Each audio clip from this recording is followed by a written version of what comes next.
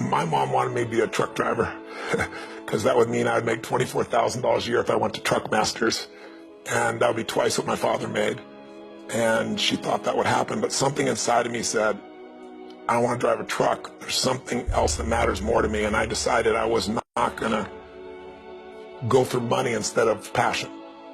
And the rewards have been pretty amazingly better than being a truck driver. It's not bad being a truck driver, it's just not what I was after. And I look back, and one of the things that helped me was my original teacher, Jim Rohn, who was a personal development speaker I went to hear when I was 17. He said something the first time I heard him, and he said, you know, it's really simple. If you want life to change, you got to change. If you want life to be better, you got to get better. It's the only way it happens. And luck will show up for people and it'll leave them. But if you're constantly improving who you are and what you give, game over. When people ask me, what does it take to be happy? I always tell them one word: progress. Progress equals happiness. Even if you're not where you want to be yet, if you're on the road, if you're improving, if you're making progress, you're going to love it. You're going to feel alive. On the other hand, it doesn't matter how successful you are. If you stop growing, you start dying inside. I've always had this belief: if you want to be successful at anything in life, never leave the sight of setting a goal without doing something that commits you to fulfillment. If you get, like, you're in state, right, when you do something. While you're in state, that's the time to commit yourself to something that makes you follow through. So I'd call somebody up, I'd schedule something, I'd walk in the next meeting, I'd sign up for the class, I'd enroll the guy who was going to mentor me, I'd set the meeting with a mastermind of people I met. I did something so that whatever I committed to, there was something when I went home that told me there. It's structure. This could be the greatest time you ever live if you control what you focus on, if you find a more empowering meaning, and if you decide to model the actions of those who succeeded before you. It can be the best financial time, the best emotional time, the best spiritual time of your life, but you better take control of your state. And if you think you're going to do it just by today, you're wrong. You're going to need to get yourself some rituals. Right now, every one of you in this room is controlled by your rituals. I don't just mean this one.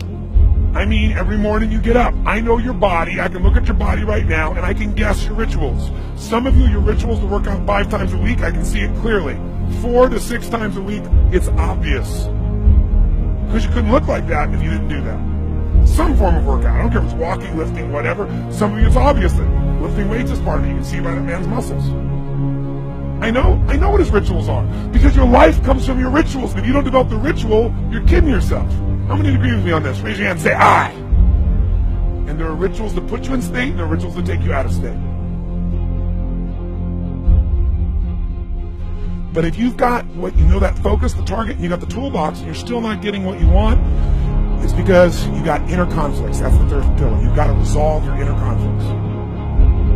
Because that, as I'm trying to explain to you, 80% of success in anything is your psychology, and 20% is the mechanics. So those inner conflicts are when you take 2 steps forward, you pull 3 steps back. Right? When you say, boy, I'm totally committed to this, but you don't follow through. This is my expertise, the why guy part. Why? Why do you keep saying you want this? You have crystal clarity, you have the tools, and you're still not getting it? There's a conflict in you. Align your life with what is most important to you. And then once you are in a position where you're aligned, guess what you'll do? Take action. You won't have to work out. When everything's in alignment, there's nothing pulling you away, boom, you go for it. Progress comes when you tell yourself the truth and you're able to feel the uncertainty and take action anyway. The thing that stops us all is fear. It's no surprise. Fear of failure, fear of rejection, fear of the unknown, fear of not looking good. And that fear we can translate into the simple thing of uncertainty. Now, when you look at someone who's incredibly successful, you look at someone who's truly a leader in their life or in their field, the one thing they have in common is they exude this sense of certainty. And where's that come from? Is it inborn? Are they lucky? Are things just going their way? No, great leaders know how to step in the uncertainty and bring the certainty to the situation. Most people in life, we really feel like the level of stress in our life comes to how much of life do you feel like you control, or how much does life control you? Do you tend to control more of what's going on, or events controlling you? It's very easy to have those events start to take control unless we take control of what's between our ears, our own mind. You see, what you and I focus on massively affects how we feel, whether we're thriving or surviving. If you focus on what you can't control, if if you focus on the past, if you focus on what's missing from your life constantly, that pattern of focus will make you frustrated, overwhelmed, depressed. It won't even matter if you're taking antidepressants. If you keep focusing on what you can't control, what's missing from your life, you're going to feel depressed still. You can take as many antidepressants as you want. Focus equals power. If you want to thrive, you got to focus on what you can control. You got to focus on the difference you can make. You got to focus on what's already in your life that you're grateful for.